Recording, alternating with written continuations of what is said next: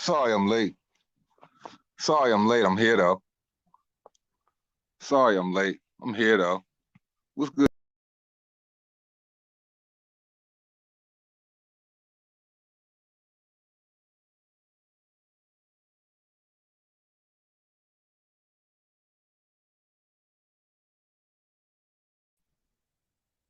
Okay, I'm back. Okay, I'm back. I disconnected myself for a little while. I'm back though. I'm back. I'm back. What's poppin', everybody? How's everybody feeling this evening? Everybody quarantining? Everybody staying safe, social distancing, staying safe, doing their social distance thing, getting their quarantine on. What's life like? All right, man, let's get some shout outs popping, man. Sorry I'm late. You know how life go. I ain't even gonna lie, man. I'm gonna be honest, man. I got high, man. I fell asleep. I completely forgot. I completely forgot. But I'm here though. I'm here though. Martin Machine salute. Crew salute. Jackal Davis salute. Soccer Training Club salute. Nick Harmer salute. James Jameson salute. Chin Smoke salute. Lisa Bale salute. Sporting Advantage salute. Charles D salute. Pull Check Boxing salute. Bruce Ford salute though. Man, what's poppin'? MTV Party Boy salute. What's poppin', man? My bad, man. Man, my brother-in-law called me, right? Sent me like this picture with like all these different like fruity pebble, like fruits, like these fruity pebble freaking like Rice Krispie treat snacks and Fruit Loop like Rice Krispie snacks. And they had weed in them. And I ate them. I ate the shit out of them. And my life hasn't been the same since. It's not been the same. But all in all, man, we here, man. So I was sitting here thinking, man, like considering, we don't know when boxing is coming back. And we pretty much just got to deal with a bunch of fight hype warriors and a bunch of people and a bunch of, boxers that got too much time on their hands and everything like that. I was sitting there thinking, man, I truly wonder if this is really going to fuel boxers, if this is really going to fuel boxers to look at the time they have off, to look at this shit like, damn, man, at any given moment, man, any fucking thing could happen. I mean, anything. So I might want to fight. I might want to take the best fights available to me. When I come back, I might want to actually just do the right fucking thing. I might want to just sign these contracts and take these fights. Because be perfectly honest, man, this shit right here, this is the type of stuff to where, if you in like especially if you in combat sports trying to make your money through prize fighting, bro, you better take advantage of all your fucking time, man. You better fight whoever is available. I'm talking about those big purses, man. I highly suggest you go after them. If I was a fighter, if I was in this position right now, when I was thinking about my career, if I was bojangling on fights and they had contracts lingering in my face that were worth, I would say shit, 8-figure contract shit. If I was only shit getting paid 6 figures and I had a 7-figure contract in front of my face, shit, I'm gonna take that too. I mean, shit, there's gotta be, some type of high risk, for an even higher reward. And I mean, shit, at the end of the day, if you're not even taking no type of risk whatsoever, I mean, shit, if your career ends short, anything could happen. You tear ACL, you end up sick. Let's say shit, just some unfortunate random freaking freak medical accident happens and it takes you out of the sport of boxing and you can't perform. I mean, shoot. I hope the last fucking fight that you had was good enough that you could that set you up for life. But I mean, realistically, we know that's not going to happen. So when I say, is this situation realistically going to take us back to the golden era of boxing? I would say if it's not going to take us back to a golden era of boxing, maybe it's going to usher in some golden era fucking thinking. Maybe people need to apply some golden era thinking. I mean, like looking at it like exactly how I said, yo, got to take advantage of these opportunities. We cannot let them slip. You can't let these advantages go to the wayside. You can't let them go. Like Jamal Charlo, Jamal Charlo. You should be looking at this situation like, bruh, you had an opportunity to fight Canelo. From what I am told, it was a $10 to $12 million offer. I can't give the exact number, but I am told it was a $10 to $12 million offer. If you had that opportunity, you should have taken it. If that opportunity comes your way again, you should take it. I don't know. I don't care what you do. You could go up to 168. You could fight a David Benavidez. You could fight a Caleb Plant, but that still would not pay you what a Canelo Alvarez would pay you. Or let's say even if you won that match, what it would do for your career, that shit would set you up in a position of where, hey, you could call some fucking shots. You would be making all types of fucking buttloads of money. But that's the thing. You have to take the opportunity. You have to take the shot. You know what I mean? It's unfortunate. You know, we got shit going on with Terrence Crawford, people trying to freeze him out. These are the facts of life. But whatever opportunities he has, you know, he's just going to have to take them. Man, you can't wait on nobody. You can't wait on anybody. And you definitely can't wait on opportunities to get paid, especially if you got mouths to feed. So I would say all of the shit that's going on with the coronavirus, I would say we need to apply some golden era thinking, man. We need to apply some golden era thinking in the game of boxing, man. People should start really thinking about their careers, the next moves, and really start being smart and really start thinking about putting their name down on those dotted lines, man. Period.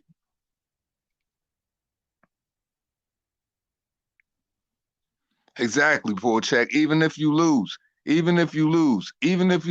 doesn't matter. You know, shit. I mean, people take a loss all the fucking time. Like, let's just think about 2019 going into 2020 alone. I mean, Anthony Joshua and Deontay Wilder took a loss in the heavyweight division, something that people act like that you just can't bounce back from. You can't bounce back. They act like you can't bounce back from a loss. But look at the situation in a whole. Let's just look at the situation in a whole. When you think about those individuals and you think about those guys taking their losses, what's the first thing everybody said when they took their loss? Can they rebuild? Can they come back? Can they rebuild? Can they come back? They weren't saying after they took they lost, there was no way possible for him to come back. You know, shit. Deontay Wilder, I mean, I realistically don't believe he can come back, but he has his fucking dedicated cronies. He has his dedicated crony stands and fanboys, people that will run through hell with 2 pails of gasoline in their hand and gasoline fucking flavored underwear on. That will back him up to the end of fucking time, that believe he can come back. But that's the thing, though. People aren't sitting, but regardless of whatever people believe, or I believe with Deontay Wilder, people believe that he has the chance of coming back. Nobody's sitting there saying that fucking he should retire right now. So I'm just saying, a loss isn't the end of the world. And we got to stop looking at losses like they're the end of the world. And maybe if we, as fans, especially fanboys, if fanboys stop looking at losses like it's going to be such a fucking problem, maybe we will get more of these scared motherfuckers in the ring and fight, because they trying to hang on to a O. They trying to hang on to a O for dear life. You know the difference between fighters back in the day and these fighters now? Man, people trying to hang on to a O for dear life. These motherfuckers trying to hang on to O's for dear life. The difference between the old school fighters and they having an O on their record, they have names to go with them.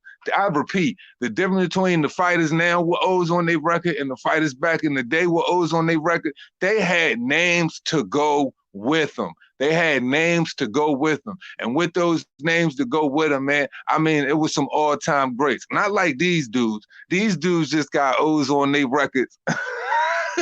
These dudes got O's on their record with Bogdan D News. They got O's on their record with Bogdan D News. They got O's. I repeat, they got O's on their record with Bogdan D News. It's a big difference. It's a big difference. You know what I'm saying? So look, take the opportunity.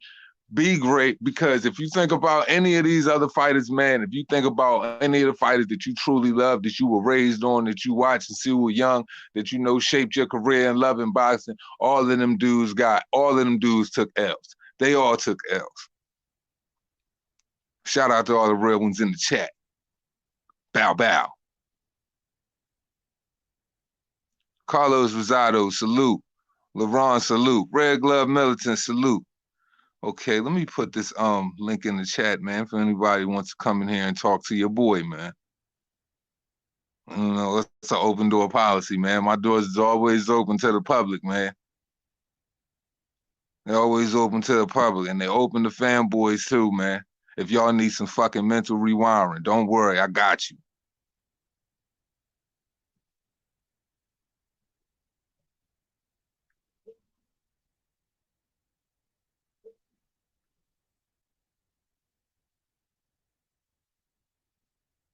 Boom, the link in the chat. Link in the chat. Anyway, man. But yeah, man. But yeah, man. So, you know, because at the end of the day, when I think of just the coronavirus, when I just think of everything that's going on, like and sports being at a standstill, all I can think about is, man, I demand more out of fucking boxing. And there's absolutely nothing wrong with that.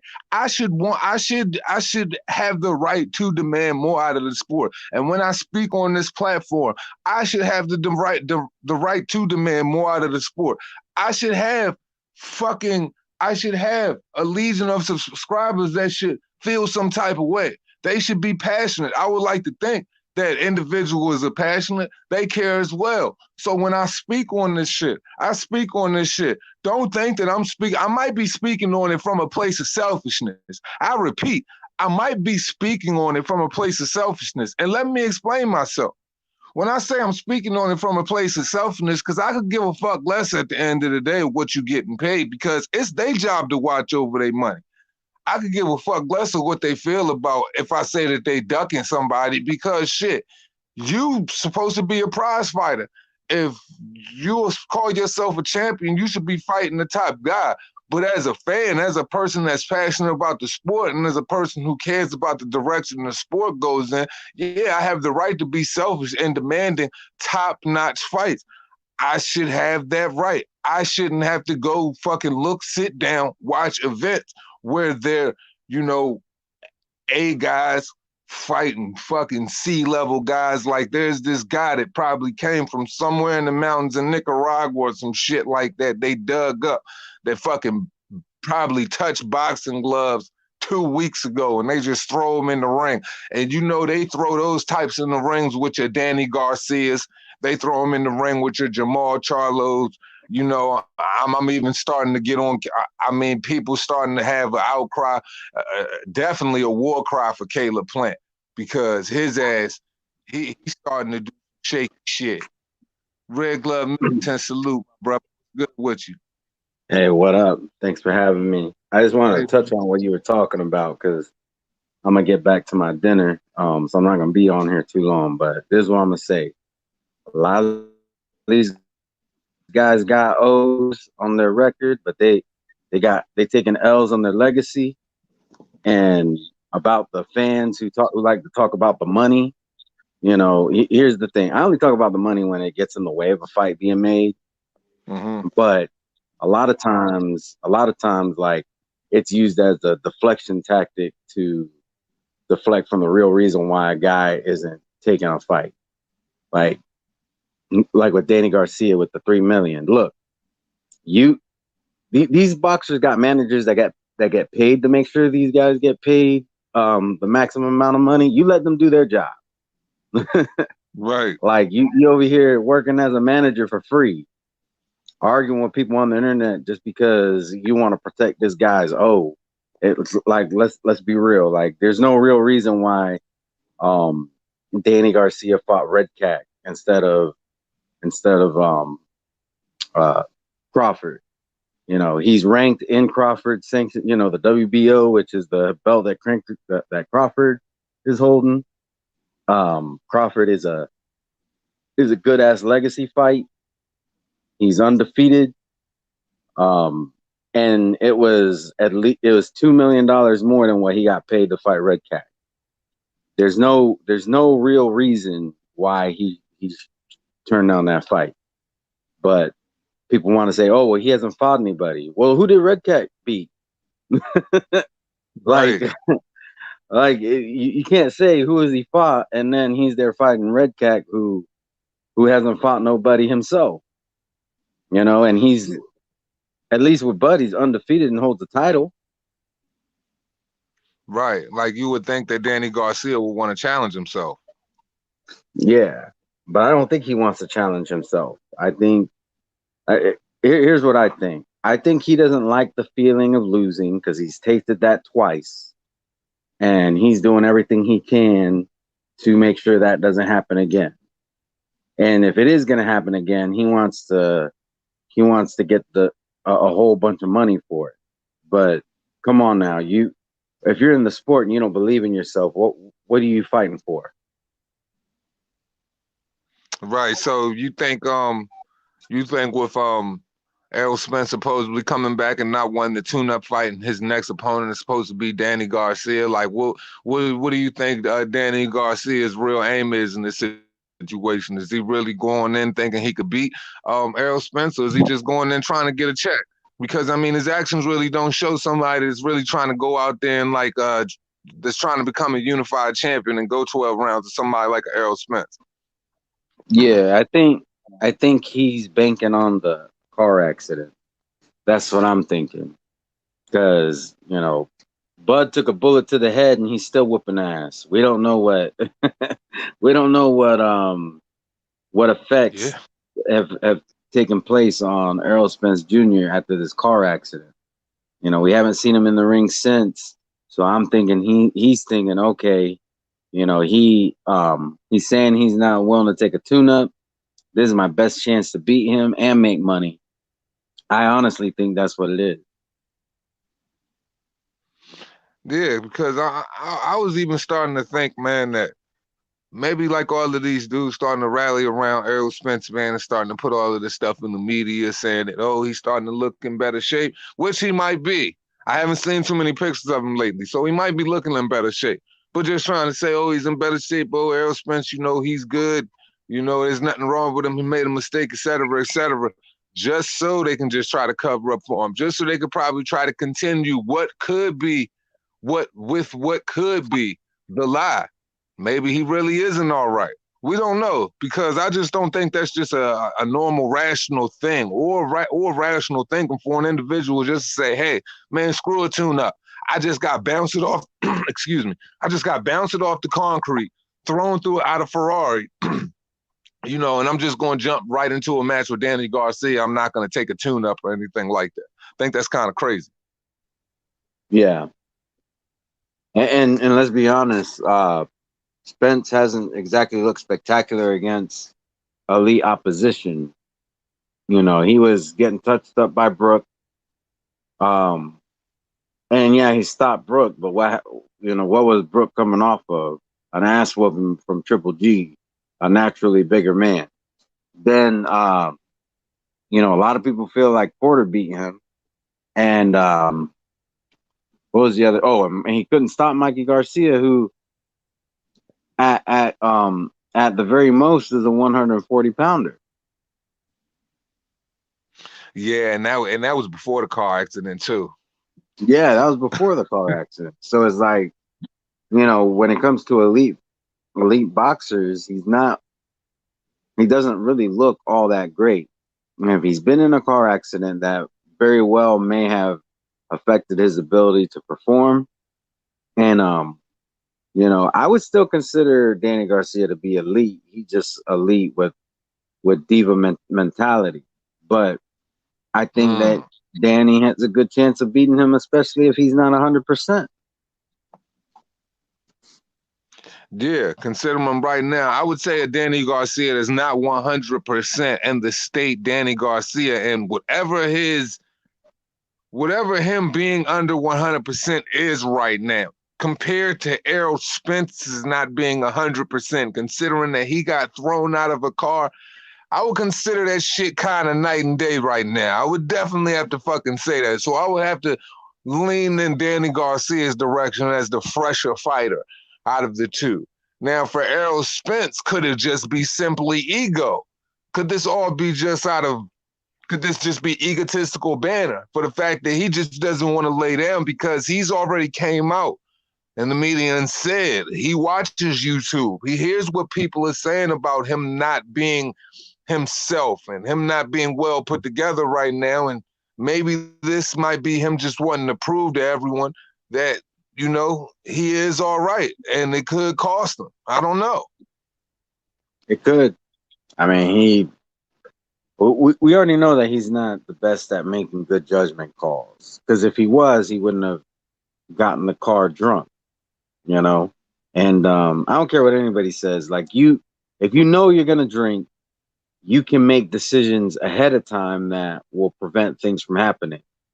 When I was partying all the time, I had a couple rules. One, never get shit faced unless I'm at home. Two, if I'm gonna go out and drink and get a little bit messed up, it's got to be with people that I trust. Okay, and that didn't happen. I can only think of one time that I got shit faced out in public, and I had my godson's father with me when that happened. So that's somebody that I can trust.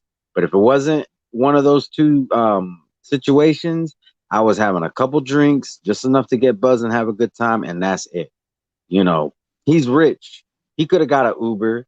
He could have got, he could have had a designated driver. Like if you're taking care of these dudes who's around you that that you grew up with, or they're from your hood or whatever, if you're taking care of them, the least that they could do is take care of you and be the designated driver. Take turns. You know, this guy could be designated driver this time. That guy can be designated driver next time. But he didn't do that. He got in his car. He put the keys in the ignition and drove when he knew that he shouldn't have. And we'll see how much that's going to cost him in the long run. Because here's the other thing, Danny Garcia. One thing that I have to give him, even though I give him a lot of shit, one thing I'll give him credit for is that a lot of these guys that he fights are not the same afterward. So let's say Errol Spence is able to get the win. Um, he may not be the same after that fight, and his next opponent might reap the benefits.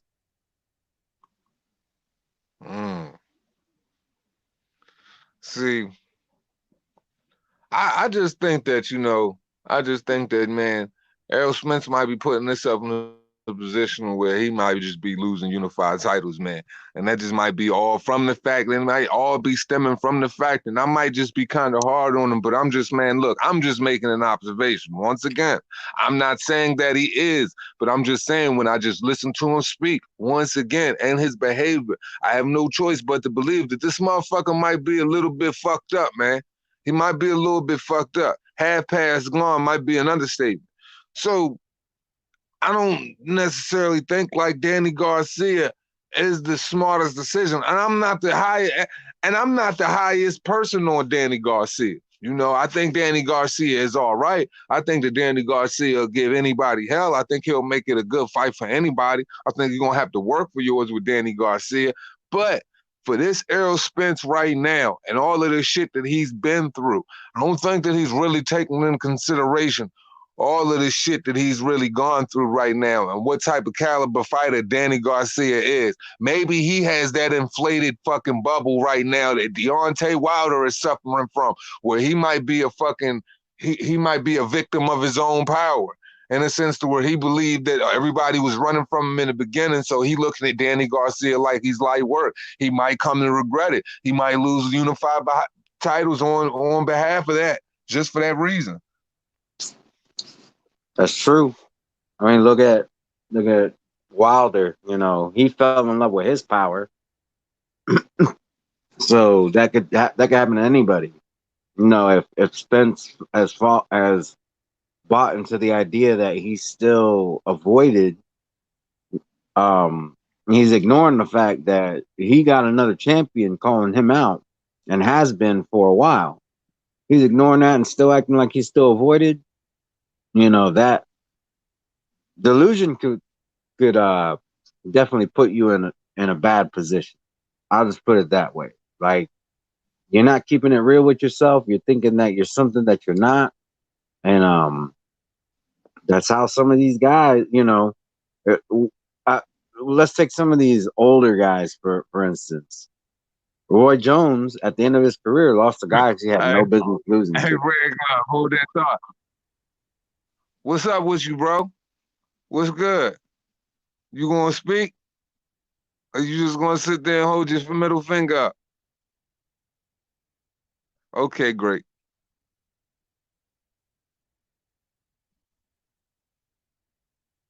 Go ahead, regular.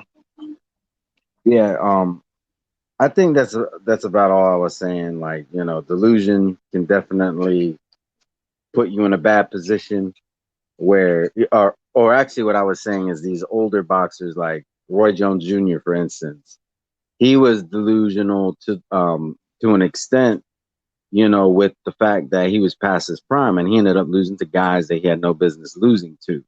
That's an example of a different kind of situation, but that's just an example of somebody who, delusion put them in a bad situation, and it put them in a bad situation multiple times. But Yeah, and that's all I was gonna say is go that's ahead. all I got. I'm gonna go ahead and get off, finish my dinner. Thanks for having me. All right, no problem, bro. Be easy. All right, peace. Yeah. So what Red Glove is saying from a lot of these fighters suffering from their own delusion. I think that it could be easy to believe that Errol Spence could be a little bit egotistical while he's suffering a little bit from that car accident at the same time. And I mean, that's an easy thing to do. Being a PBC fighter is an easy thing to do. It's real easy to get punch drunk off your success. I think, as a PBC fighter, I think a lot of these dudes that happen to, achieve their success over on that end of the playing field, these guys have the tendency to get egotistical due to the fact that their road is a little bit easy. It's easy. It's a lot easier. It's a lot easier to travel that road than to go the zone path. You don't have to worry about fighting all of the top guys. You can fight a guy that's weight class smaller than you on a consistent basis. So I mean, for Errol Spence, not saying that Errol Spence did anything like that. I can definitely give him a lot more credit than that.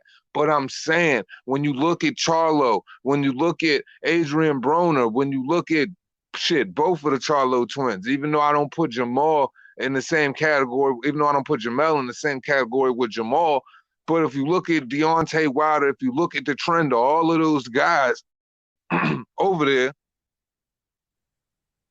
that's how they fucking, they all got that little ego problem. But that shit can come back to bite you in the ass. That's why they always get shown up on showcase and shit like that. Hey, hello, hello. Salute. You on? What's up? Ah, no, I'm just thinking here. We're talking about the protected generation. Correct. Does anybody else agree with that? That these fighters today are too protected? You know, I a lot of agree. Mr. Zeros. That's the Floyd Mayweather effect. 50-0, get that money. And they don't want to fight anyone with any real substance. They'd rather take the morbid chance. They'd rather take that chance from, a guy they just picked up from a fucking mall and you know how to fight? Meet me here in 3 weeks. you know, that's it is the protected generation. And then they're wondering why us as boxing fans are wondering why these good fights ain't being made. They're ducking each other. And the ones who genuinely calm people out are being ignored. You beat that guy and you fight me. And then when that happens, you know, there's suddenly an injury or something that holds off a fight, and they just don't want to. It seems like these guys just don't want to fight each other. Yeah, man, I would have to agree with you. It is a highly protected generation. And I think that I think a lot of these owners and I think a lot of these promoters and stuff, they so punch drugged off protecting the product. Not saying that everybody responds that way, but if you look at, one group, and we all know who they are. Yeah. And shit. I mean, we could even look at other promotional outfits with certain guys. They tend to protect their prize product to a certain extent. You know, they have the tendency to protect their guys and make sure, hey, we'll put them in safer matches. We might not be filling up as much seats as the other guys. We might not be selling out as much as the other guys, but hey, we're comfortable doing showcases with these guys. I don't know. It just seems like they mastered the art of doing freaking lackluster showcases. And I mean, as fans, got partially they have to take some type of blame on themselves. Fans have to take some type of accountability as well, I feel as though, because if we wouldn't have allowed this type of product for so long, it wouldn't have gotten worse. It seems like the rabbit hole continues to get deeper. Yeah, I agree. I agree. It's not getting any better, anyway. It seems to me like everyone's talking now because they're fucking bored. And once the fighting resumes, do they really want to fight each other? Well, what would the promoters have to say about this guy calling out that guy calling out this guy? They got their own plans. The promoters. I don't even think it's fully the boxer's fault. And Oh, no way. That they don't control their own career. I think a lot of promoters, will say, but that's a tough fight for you. Let's wait for further on down the line. And then something happens and that fight doesn't get made. The fight that everybody wants to see. It's just this generation is so protected today. Keeping that zero, making that money. Devin Haney is a two-time champion. Who has he fought for those belts? He's fought nobody. I looked at his record last day, and there was not one name that I can look at and go, that was a good win. Not one name I looked at and thought, yeah, he was a good fight. And these fighters are protected. And and then they wonder why we complain about the shape of boxing today. The shape of boxing is today because these guys don't want to get off the couch and actually fight each other. Look back at the 80s, the 90s, even the early 2000s. Those guys, you talk about the Leonard, Hearns, Hagner. You talk about Mike Tyson, Lennox Lewis, Roy Jones Jr. versus Bernard Hopkins. These guys fought each other. There was no ducking these guys. These guys didn't look to duck anyone. Or they saw a challenge, they wanted to meet that challenge head on. This generation don't want to meet that challenge. That's fucking annoying. I get so pissed off with it, tell you the truth. And I agree. I get pissed off as well. Shit. And it's kind of like, I think a lot of it has to do with the fact that, boxing and a lot of markets is so small, like especially in the American market, boxing is so small, so there's not that many eyes on it.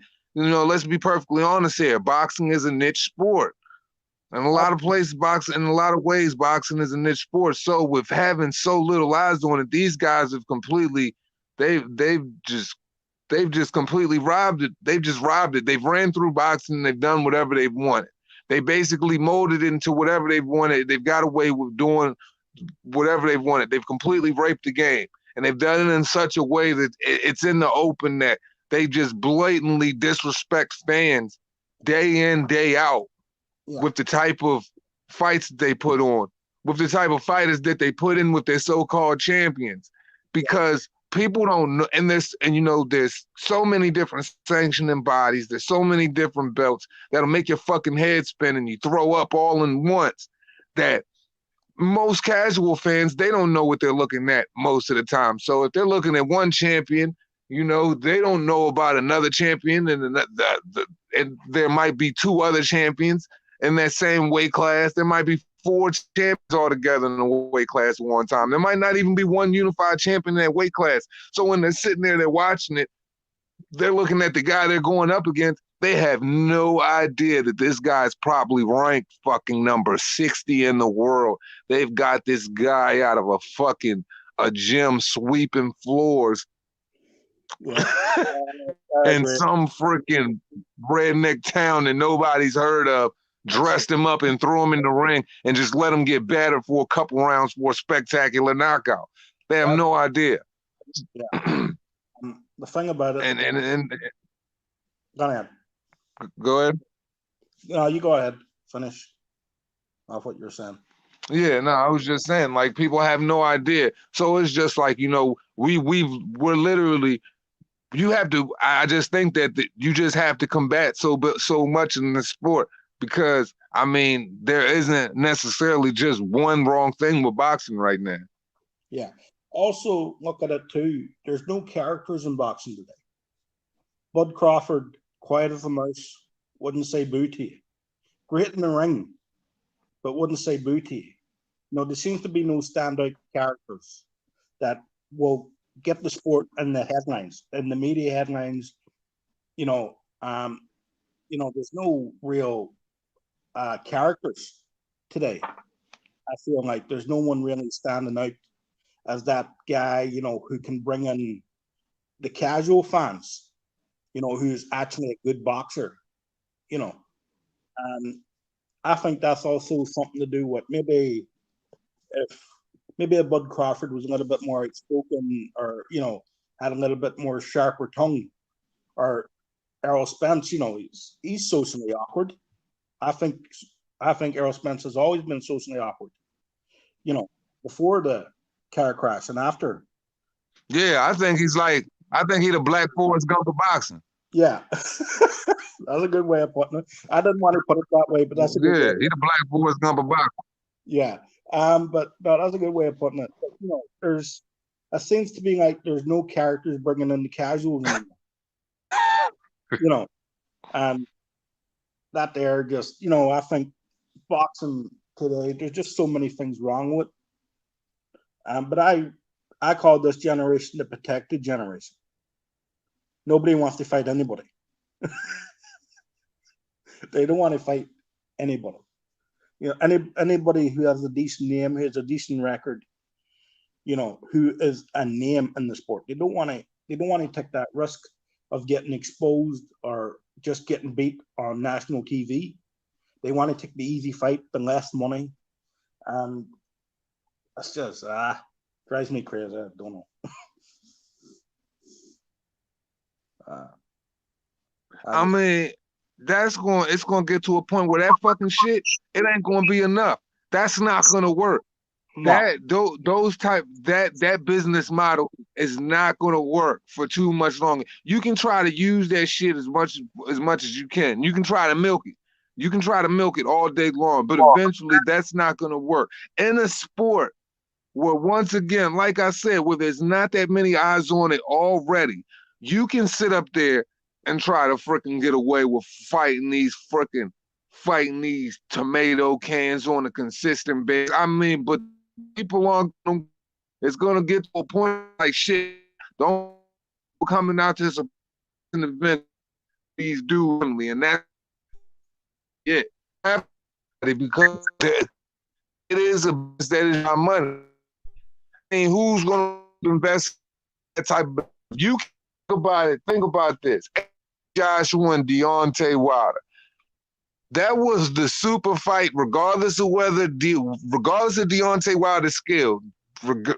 Forget all of that. That was a super fight that the fans were truly robbed of. The same way the fans are going to be robbed of Errol Spence and Terrence Crawford. And these are the type of super fights that could save boxing and save eras and give people something to talk about when you go back on the chronological timeline of great boxing events and greats that have come together for great spectacles that have filled up seats and just historical monumental events in boxing. What events can you say from at this point in time right now and going back can say really did that? And it's gonna truly and that's gonna kill the sport. You can't have it that way.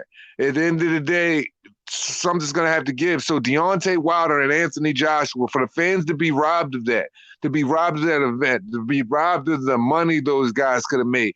All of the people that would have lined up to see that fight, I couldn't even imagine the type of the betting odds for that event. Just what it would have done for the sport of boxing alone.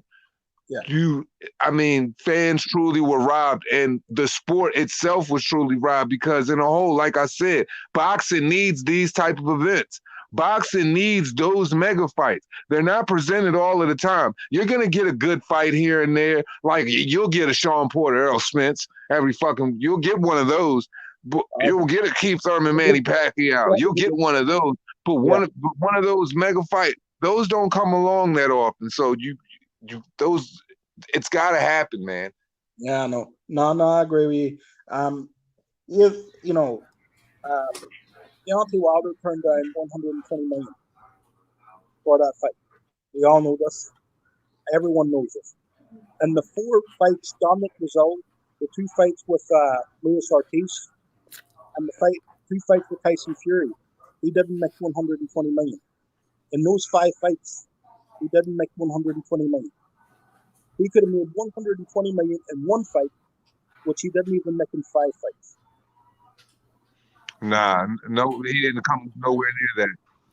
Yeah, that's what I'm saying. He, he could have made Hold on one second, man. I 120 just want million to in shout out one my fight. brother Andrew Tucker and welcome to Andrew Tucker's World. Salute, my guy. What's good, man? What's good with you, my brother? Yeah, man, I had to come through for a minute, man, to show you some love, man. Cause I see you doing your stream yard, going live, doing your thing, man. So, and I just want to say, man, I'm proud of you, bro. You're doing your thing, putting that work in. You know what I'm saying, and you're good at what you do, bro. I'm proud of you, man. I remember. You know what I'm saying. A lot of people don't know, but I remember, bro. You know what I'm saying. Where you coming from, and and you, like I said, you did a whole lot, man. And you working hard, and you putting a lot of work in. And I see you gradually growing, and it's well deserved, man, because you one of the best. You know what I'm saying. And it's coming from one of the generals. You feel me? And I'm just telling you to another. I'm just one general to another general, man. You one of the best, and I appreciate the content, man. I Hey, man, appreciate everything. respect, man. I I appreciate appreciate that, I man. appreciate everything you're doing, brother. Just keep going, keep doing your thing, man. And I agree with everything you were saying, man. Like I just believe in the best fighting the best, man. And the issue in boxing today, man, is the politics and the business side of boxing. The boxing is basically a business. So yes, that hinders us seeing the best fights. The fights that we really want to see, because it's a money thing, man. The business side of boxing is a money thing, and that really uh play a major role in interfering with the fights that we really want to see. You know what I'm saying? Those legacy fights. You know what I'm saying? Those big fights. The top guy versus the other top guy. You know what I'm saying? And it's crazy how it is, man. One of the guy, I think this guy right here, what he was saying. I don't know. What's your name, brother? Brian. Yeah, like you were saying, like I remember, man, watching tapes, of fights back in the 60s and the 70s and the 80s and the 90s, where I actually was there to watch those fights in the late 80s and the early 90s and the 2000s and the early 2000s. And I remember them guys fighting each other, man, especially in the 80s and the 90s, man. I mean, the 70s, 80s, and the 90s. Those guys believe in fighting each other. Nothing came in the way. They wanted to prove that they was the best and prove that they were great fighters. They were warriors. They was gladiators, and nothing came in the way of them guys fighting each other and wanting to prove that who was the best, wanting to challenge themselves and to prove who is the best, and to let these people know that I am one of the best, and it was nothing but wars. There's nothing but action, entertainment. What the sport of boxing really loved, what the sport of boxing was really all about. You know what I'm saying? Gladiator versus gladiator, warrior versus warrior, and those guys believe in being the best and fighting each other. It wasn't really all. I mean, of course, you got to feed your family, and you got to provide. You got to take care. You got to make sure you'll get your money and everything. But at the end of the day, it was more than just money with them guys, man. It was all about legacy. It was about legacy, and it was about being great and being known as one of the best in the sport of boxing. And that's why those guys believe in fighting each other, man. And nothing got in the way of them guys fighting each other. You know what I'm saying? don't you feel like these guys wanted to fight each other more than more than protecting any legacy they have? That actually they gained legacy by fighting each other rather than avoiding each other. That they felt like that was their legacy. Yeah, I agree. That's what I agree. Them guys really wanted to be great, man. And they really wanted to fight the best guys out there. They really wanted to prove themselves. These guys, I think my brother Two Hands was saying these guys are more like divas now. These guys, they only want to fight the big name, the name that's going to generate the most money, the name that's going to sell out. You know what I'm saying? The name, the name that's going to guarantee them a couple of million. You know what I'm saying? And that's the issue right there, man. They just, they don't want to. It's more about money to them than wanting to be great and wanting to,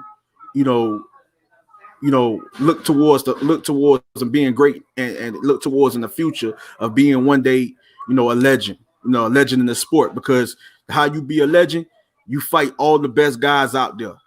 You know what I'm saying? That's how you be a legend. That's how you become a legend. You fight all the best guys out there. You prove yourself against all the best guys, win or lose. And if you beat all the best guys out there, considered the best guys that we know because we watch. These guys today. Right, because what type of legacy can you truly have in boxing as a prize fighter? If you go and hang the gloves up and you have no notable fighter on your resume, you've got to have enough. You've got to have a dance partner. That's what the sport is based off of. Your legacy is based off of who you get in the ring and you fight. And I mean, your purses are, in most cases, the way it was supposed to be. Your giant purses are dictated off of who you fight. You could get a big purse if you really want to get in there and fight the guys that are really at the top of your class. But if you want to avoid them, if you want to let your promoter live through you and have beefs with other promoters and hinder you from getting in the ring and fighting this other guy because he might be with the zone and you might be Premier Boxing champions, all you want is screwing yourself, I promise you. And you look back on your career, regret it. Yeah, I agree, bro. I agree 100%, my brother. I agree. And I get that. The truth. I don't think they understand. I don't think they understand the actions that they taking right now in boxing are gonna be the ones that are gonna really cripple them when it's all said and done. Because what they're gonna do is they're gonna try to pimp themselves out when they 35, 36, 37. Try to get in a big fight when they kind of over the hill. Try to get some money, get that one last check going out, and it's not gonna work. It's not going to work. Do it now, man. Get your money now. Build your leg now. Be the one to change the era. Because I'm looking at a lot of young guys coming up in boxing, man, that I got hope for, man. I'm looking at, I got a lot of hope for Devin Haney, Ryan Garcia. I got a lot of hope for Teofimo Lopez. I got a lot of hope for these guys. But as long as they don't sip the sauce, man, as long as they don't get drunk off of what everybody is doing, and they change the game for the next crop of fighters. Exactly, bro. And I agree with you 100%, Two Hands. Like, I want these guys to stay focused. I don't want these guys to lose focus of what and lose sight of what it's all about. You know what I'm saying? The reason why they fight. You know what I'm saying? A reason why they do it. You know what I'm saying? To go on to be great. I don't want these guys to lose sight and lose focus on what the goal is, what they're really trying to accomplish. You know what I'm saying? In the sport of boxing, I don't want them to lose sight of that. You know what I'm saying? And I won't, because these are a lot of young talented fighters, man. They are the future, and it's a lot of young talented great fighters that those guys you mentioned. It's a lot more. You know what I'm saying? It's a whole lot more. And these guys are the future. You know what I'm saying? And there was also something you were saying, man, when it came to Earl Spence Jr., man. You know what I'm saying? Like, honestly, I think the situation with Earl Spence Jr., I think in a way, uh what he experienced during the car crash, with the car crash situation, what he experienced, I think it affected him a little bit mentally. I think it affected him a little bit mentally because he a little off, man. You can hear it in his voice. You know what I'm saying? It's not the dental work. So people that's thinking that's the dental, the teeth he had to get repaired is nothing. No, that's not why. No, he sound off. He might be back in the training and and working, and training and trying to get himself back familiar, with what he do and try to focus on his and trying to focus on his craft. But at the end of the day, I think his next fight need to be a tune-up fight, bro. I don't think he need to rush in there. I'm just keeping it real because I keep it real. I don't think he need to rush in there rushing there against the likes of a Danny Garcia, a Sean Porter, especially stay away from Terrence Boyd Crawford. Yeah. You know what I'm saying? We need to see we need to see where you're at mentally and physically, bro, by taking a tune-up, bro. Don't rush in there. Don't rush it. I'm telling you. And a lot of people might disagree with me. Even if his next fight, and I know he looking for a big payday because he said it out of his own mouth. I know his next fight, he looking for a Manny Pacquiao fight. But even a Manny Pacquiao can expose Errol Spence Jr. if he's not 100% on top of his game, bro. If he's not mentally and physically prepared, he's not. I'm telling you, he's not going to even beat the likes of a Manny Pacquiao. You don't get thrown for your car. You don't get thrown for your car onto concrete and not feel something different about yourself. This is the point now where it was his death. Does he come back stronger, or has it affected him in a way bro, he just will never be the same again? You're 100% right, man. So this is probably a bigger. Yeah, you don't get thrown though, man. Your head off the concrete, just think it's just gonna be all right. Yeah, it don't work like that. Don't work like that. And I mean, there's nothing wrong with you thinking that, Andrew. I have to agree with you. I don't necessarily believe that he's gonna be. I don't think that he's in the best shape to be going in and fighting the Danny Garcia right now. I think he should wait. I think he should take a couple tune-up matches before he takes on a Danny Garcia. I think Danny Garcia is still an elite fighter, regardless of, what people may feel about Danny Garcia. I mean, Danny Garcia is still very, very threatened. It's still very dangerous to Errol Spence's skill set in the sense how he loves to play, catching off of that with that left hook. I think, Errol could be set up for, and we don't know how Errol is neurologically. So for him to take that type of damage, I don't know if we're ready for all of that. So I think you're right. He should possibly take, a few tune-up matches. And I mean, Errol, you can't take that as people hating on you, bro. That's people truly looking out for your health. Nobody want to see you see you a vegetable out here, bro. I just fucking watched the interview of fucking Tommy Hearns fucking after the Tyson Fury Deontay Wilder match, dude, and it almost made me break down in tears, man, looking at how punch drunk that man was in his old age, man. Looked great, looked healthy, man, but neurologically couldn't put it together, man, and damn near broke heart. Well, he was in war, so man. He had that excuse. But we talk about the fighters today. We talk about the great fighters. All I'm saying, and we talk about the rivals. We talk about the great fighters. We talk about the rivalries they have in the ring.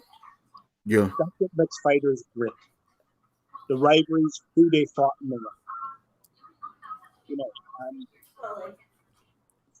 Every fighter, every great fighter in that generation has always had that guy that was a tough fight for them. Every top fighter you talk about, the right history of boxing. And we talk about fighters today. Bro, you breaking up real bad. I can barely hear you. Your mic's real low. Sorry. Okay. Can you hear me now? Can you hear me? Oh, man. Can you hear me? It sounds a little better. A little better. You muffled it. I'm sorry. Yeah. Sorry, your mic, I can barely understand you. Okay. Can you hear me now? All right, man. Well, look. it don't matter. Guys, Sorry about closing that. thoughts before we. Hold on, you breaking up. You breaking up. You breaking up. 2 hands. What? You breaking up, Well, bro? we almost at the hour point anyway, so let's go ahead and get everybody closing thoughts before we close out, man. Andrew, you want to say anything? Yeah, most definitely, bro. Deontay Wilder, stay away from Tyson Fury and stay away from Anthony Joshua. I said, Because I said, y'all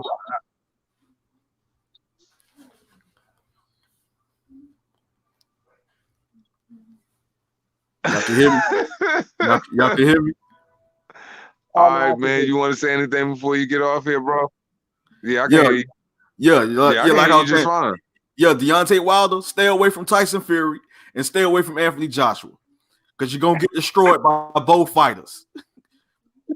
Sounds fair enough to me. Like real talk, keeping it real. We having some mic issues, man. Andrew Tuck, I appreciate you coming through, man. As always, everybody in the chat, man, I appreciate y'all, man. Much respect, man. As we always say at the end of this shit, it costs you nothing to pay a nigga no mind, man. I should have something coming out for y'all tomorrow. So just be on the lookout for the mystery drop. Respect. Much respect.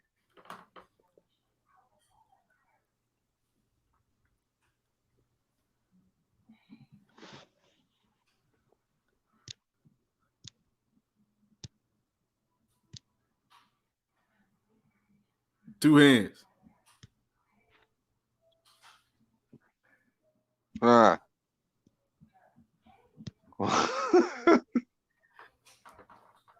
Yeah, 2 hands. You can hear me?